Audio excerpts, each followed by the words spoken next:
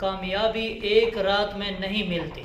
اس کے لیے کئی راتیں کاٹنا پڑتی ہیں۔ اس کے لیے اس وقت تک جاگنا پڑتا ہے جب دنیا سو رہی ہوتی ہے، اور اس وقت سونا پڑتا ہے جب دنیا اپنی آدھی نیند پوری کر چکی ہوتی ہے، اور اس وقت میدانوں میں اترنا پڑتا ہے جب میدان سنسان ہوتے ہیں اور وہاں پہ کوئی کھلاڑی نہیں ہوتا، اور اس وقت تک اپنا خون پسینہ ایک کر کے بہانا پڑتا ہے جب تمہاری نیت کو کوئی نہیں دیکھ رہا ہوتا، اور اس وقت صرف اپنے ساتھ اکیلے مخلص ہو کر اپنا سب کچھ داؤ پہ لگانا پڑتا ہے۔ ریگستانوں میں دوڑنا پڑتا ہے اور دھوپ کا سامنا کرنا پڑ سکتا ہے۔ اگر تم اپنے آپ کو منفرد بنانا چاہتے ہو تو دوسروں سے آگے بڑھ کر کچھ کرنا ہوگا، زیادہ محنتیں کرنی ہوں گی، اور دوسروں سے پہلے اٹھنا ہوگا، اور ہر حال میں دوسروں سے آگے بڑھنا ہوگا۔ اور اس کے بعد یاد رکھنا میرے دوست، ایک وقت ایسا بھی آئے گا جب تم بولو گے تو دنیا سنے گی، جب تمہارے منہ سے الفاظ نکلیں گے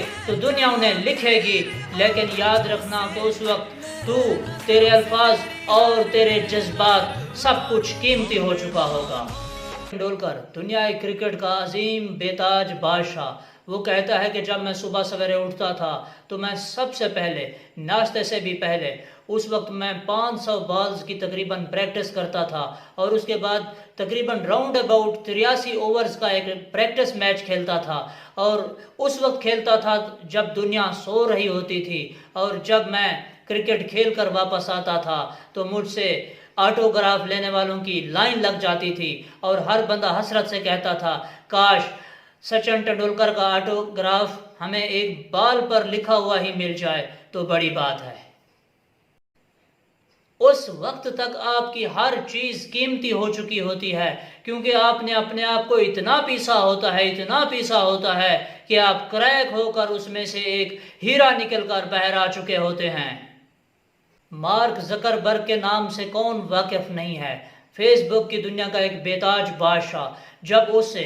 ایک اینکر سوال کرتا ہے کہ آپ تو راتوں رات امیر ہو چکے ہیں، کیونکہ فیس بک اب راتوں رات وائرل ہو چکی ہے اور اس کے یوزرز کروڑوں میں نہیں بلکہ اربوں میں ہیں، اس وجہ سے اب آپ راتوں رات ارب پتی انسان بن چکے ہیں، تو مارک زکربرگ اسے جواب دیتا ہے کہ آپ کے نزدیک وہ صرف ایک رات تھی، جبکہ اس کے پیچھے میری 10 سال کی راتیں ہیں جو میں نے تقریباً آدھی سو کر گزاری ہیں، اور آپ سمجھتے ہیں کہ میں راتوں رات امیر ہو گیا ہوں۔ کچھ لینے سے پہلے، کچھ دینے سے پہلے اپنے آپ کو نچھاور کرنا پڑتا ہے، اور اگر تم قابل بننا چاہتے ہو اور اپنے اندر قابلیت کے جوہر پیدا کرنا چاہتے ہو تو اس کے لیے آپ کو اپنے آپ کو کئی بار چکیوں میں گرانا پڑے گا، تیز دھوپوں میں دوڑانا پڑے گا، اور اس کے بعد